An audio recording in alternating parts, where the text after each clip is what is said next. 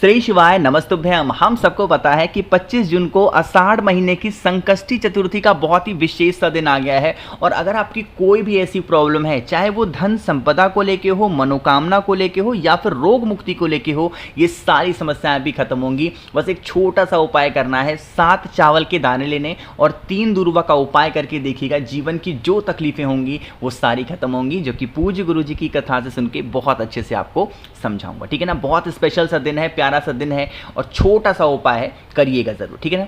तो जैसा कि मैंने स्क्रीन पे लिख रखा था, हमें कितनी दूर्वा लेनी है? 3 दूर्वा लेनी है। और वो दूर्वा सफेद दूर्वा नहीं लेनी है, हमें हरी दूर्वा लेनी है। ठीक है ना, समझ रहे हो मेरी बात को? ले लिया, आगे बढ़े। फिर आपको मैंने दिखाया था कि हमें कितने चावल के दाने लेने हैं? 7 चावल का दाना। और वो 7 की 7 चावल के दाने कहीं से टूटे ना हो, खंडित ना हो, इस चीज का भी विशेष ध्यान देंगे। ले लिया। अब लेने के बाद में आपको क्या करना होगा? एक तांबे का लोटा लेना, उसमें जल भरेंगे। अगर आपके घर में गंगा जल हो तो आपको 2 से 4 बूंद गंगा जल डाल देना। ठीक है ना। नहीं है गंगा जल तो कुछ भी डालने की जरूरत नहीं है, सादा जल ले लेना और पहुंच जाना महादेव के शिवलिंग के पास में। मन है सुबह करो, शाम को करो, घर पे करो, मंदिर में करो, कहीं पे भी किसी भी वक्त कर सकते हो। ठीक है ना, समझिएगा। देखो, जैसे मैंने आपको बता रखा है, महादेव का पूरा परिवार शिवलिंग के ऊपर ही विराजमान है, बताया है आपको मैंने। 3 दूर्वा दिखाई हैं और 7 चावल के दाने। जो आपके पास में 7 चावल का दाना है वो आपको समर्पित करना है माता अशोक सुंदरी के स्थान पे श्री शिवाय नमस्तुभ्यम का जप करके। 7 चावल का दाना आपने कहाँ चढ़ाया? माता अशोक सुंदरी के स्थान पे। अब शिवलिंग के ऊपर जो शिवलिंग का राइट साइड होता है वो होता है भगवान गणेश का स्थान।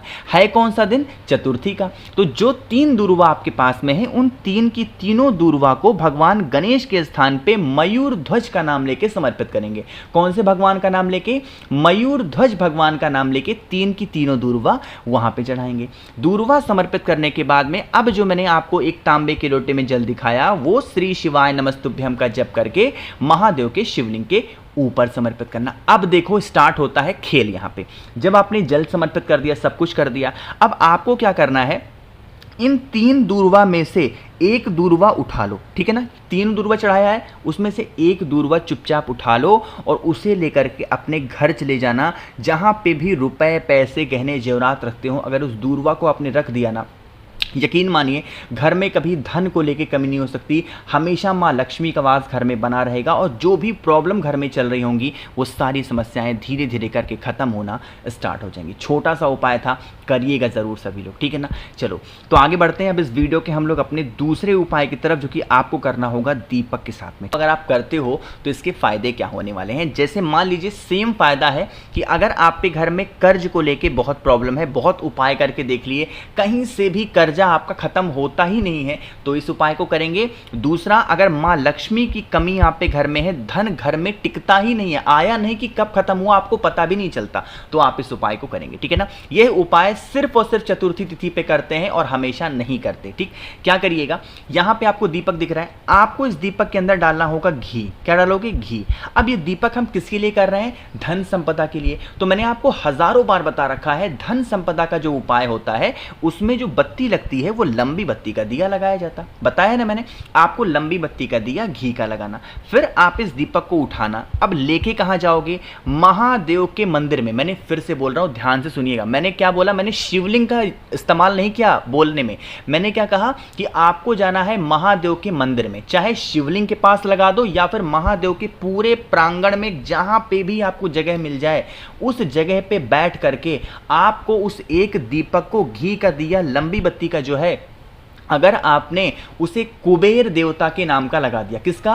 कुबेर देवता के नाम से अगर उस दीपक को लगा दिया, आपके घर में कभी धन को लेके कमी नहीं हो सकती। हमेशा मां लक्ष्मी का वास आपके घर में बना हुआ होगा। अब यहां पर एक चीज का ध्यान रखिएगा, जब आप कुबेर भगवान के नाम का दीपक यहां पे लगाएं तो जब जैसे ही दीपक आप जलाएं, वहां पे प्रार्थना करें और जलते हुए दीपक को छोड़ करके आपको अपने घर की तरफ चले आना है।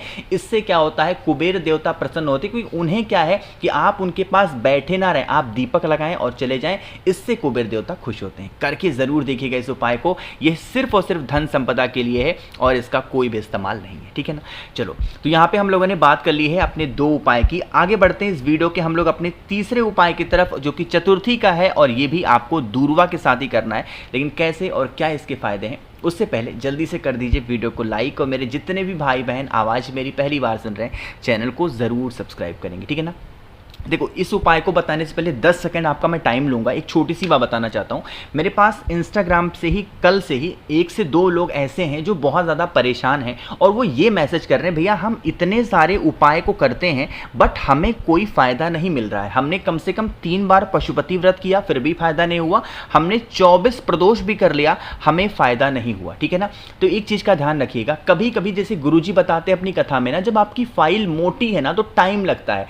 बहुत सारे पाप अगर हम जाने अनजाने में कर चुके होते हैं तो उन पापों का निवारण कैसे होता है, हम जो ये व्रत रखते हैं ना, एक एक करके हमारे पाप नष्ट होते हैं। जब तक पाप आपके अंदर है महादेव आपकी बातों को नहीं सुनेंगे। इसीलिए मैं हमेशा कहता हूं, आप कभी भी मंदिर जाओ, आप प्रार्थना करो और महादेव से माफी जरूर मांगा करो 2 सफेद फूल लेकर के, जिससे उसी दिन उसी वक्त आपके जो पाप होंगे वो धुल जाएंगे, है ना। इस चीज का ध्यान रखना और महादेव पे भरोसा रखो, आज नहीं तो कल आपकी वो इच्छा जरूर पूरी होगी, और आप जिस इच्छा से कोई भी उपाय करते हो ना, उससे कहीं ज्यादा महादेव आपको देंगे, ठीक है ना। तो बिल्कुल परेशान मत हुआ करो। कुछ लोग तो फोन करके रोते हैं, अरे रोते नहीं है, महादेव के भक्त कभी रोते नहीं है। सच्ची श्रद्धा सच्ची भक्ति रखो, सब कुछ अच्छा हो जाएगा, ठीक है ना। चलो अब बात करते हैं इस तीसरे उपाय की। देखो, यहाँ पे भी हम लोग बात करने वाले हैं इच्छा पूर्ति को लेकर। चतुर्थी का ये उपाय है, तो इच्छा पूर्ति के लिए इस उपाय को करिएगा। उसके लिए आपको लेना होगा इस तरीके से दूर्वा। कितनी दूर्वा लोगे, आपको लेनी है यहाँ पे 5 दूर्वा, ठीक है ना। हरी वाली जो दूर्वा होती है 5 दूर्वा, ना कहीं भी बाहर जाने की जरूरत नहीं है। 5 दूर्वा को उठाओ, आपके ही घर में होंगे भगवान गणेश, होंगे कि नहीं होंगे, होंगे। और मैंने आपको एक बात और बताई है कि जो भगवान गणेश होते हैं उनका जो एक दांत होता है ना, वो टूटा हुआ होता है, बताया ना आपको मैंने, टूटा हुआ होता है। तो जो आपके पास में 5 दूर्वा है ना, आपको अपनी मनोकामना, अपनी विशेष जो भी हैं, उन 5 दूर्वा को इसी टूटे हुए दांत के पास में अगर आप समर्पित करके और अपनी मनोकामना अगर भगवान गणेश के सामने अगर आप कह देते हैं, तो आपको फिर कोई भी उपाय करने की जरूरत नहीं है। भगवान गणेश को सर्वप्रथम पूजनीय देवता माना जाता है हमारे हिंदू धर्म में, सनातन धर्म में, और इनकी कोई भी बात विघ्नहर्ता है। जीवन की जो भी विघ्न होंगे आपके वो दूर कर देंगे। बस सच्ची श्रद्धा रखिएगा, सच्ची भक्ति रखिएगा, 5 दूर्वा चुपचाप चढ़ा देना, आपकी बरसों पुरानी मनोकामना पूरी होगी। जो ये आषाढ़ महीना है, इसकी पहली संकष्टी गणेश चतुर्थी है, करिएगा जरूर, ठीक है ना। चलो, तो 3 उपाय हो गए हैं। एक आखिरी उपाय की हम लोग बात करने जाते हैं। मुझे पूरी उम्मीद है कि आप सभी लोगों के घरों में एक ना एक शंख जरूर होगा। किसी के घर में छोटा होगा तो किसी के घर में बड़ा होगा, बट शंख होगा जरूर, है ना। अब देखो, आपके घर में कोई भी व्यक्ति अगर बरसों से बीमार पड़ा है और उसकी बीमारी ठीक नहीं हो पा रही है, बहुत इलाज करा के देख लिया, तो आपको इस शंख से एक छोटा सा उपाय करना, ठीक है ना। समझने की कोशिश करिएगा उपाय हमें करना कैसे है। जैसे एक ऐसे शंख लेना, इस उपाय को चतुर्थी के दिन स्टार्ट करना है, लेकिन करना पंचमी को है। मेरी बात ध्यान से सुनिएगा। जैसे आज चतुर्थी का दिन है तो आज ही आपको इस उपाय को करना है। कैसे, शंख के अंदर आपको भर देना जल थोड़ा सा, ठीक है ना। जल डाला और इसी जल के अंदर थोड़ा सा 2 से 3 बूंद गंगा जल गिरा देना, है ना। गंगा जल के साथ में हमें जरूरत होगी तुलसी माता के एक पत्ते की, ठीक है ना, ज्यादा नहीं, सिर्फ एक छोटा सा तुलसी माता का पत्ता लेना। और आपके पास में कोई भी एक सिक्का हो, 1 रुपए का हो, 2 हो, 5 हो, 10 हो, कोई भी एक सिक्का हो, इसी जल के अंदर तुलसी माता का एक पत्ता डालेंगे और जो भी एक सिक्का हो उस सिक्के को डालेंगे, और ऐसे ही डाल करके इस शंख को लाल कपड़े से ढक करके पूरी रात ऐसे छोड़ देना चतुर्थी के दिन, ठीक है ना। अगले दिन लगेगी पंचमी तिथि, लगेगी ना।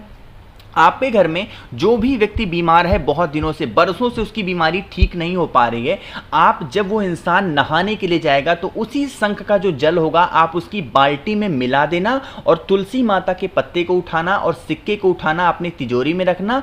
तुलसी माता के पत्ते को तुलसी माता के पेड़ के नीचे रख देना और उस जल से उस व्यक्ति को अगर स्नान करने के लिए आप कह दोगे तो उसकी जो बीमारियां होंगी वो धीरे धीरे करके खत्म होना स्टार्ट हो जाएंगी। यह काम आपको लगातार 3 दिनों तक करना है, करके देख लीजिएगा, फिर आपको पता चलेगा कि उस इंसान की पहले बीमारी कैसी थी और बाद में कैसी हो गई। तो मैंने कोशिश की आप सभी को अच्छे से समझाने की, बट अभी भी अगर आपको कुछ समझ में नहीं आया तो बिल्कुल परेशान ना हो, नीचे कमेंट सेक्शन में पूछिएगा, मैं पूरी कोशिश करूंगा रिप्लाई करने की। बाकी मेरे जितने भी भाई बहन आवाज़ मेरी पहली बार सुन रहे हैं, चैनल को सब्सक्राइब करिएगा और वीडियो को लाइक सभी को करना है। श्री शिवाय नमस्तुभ्यम।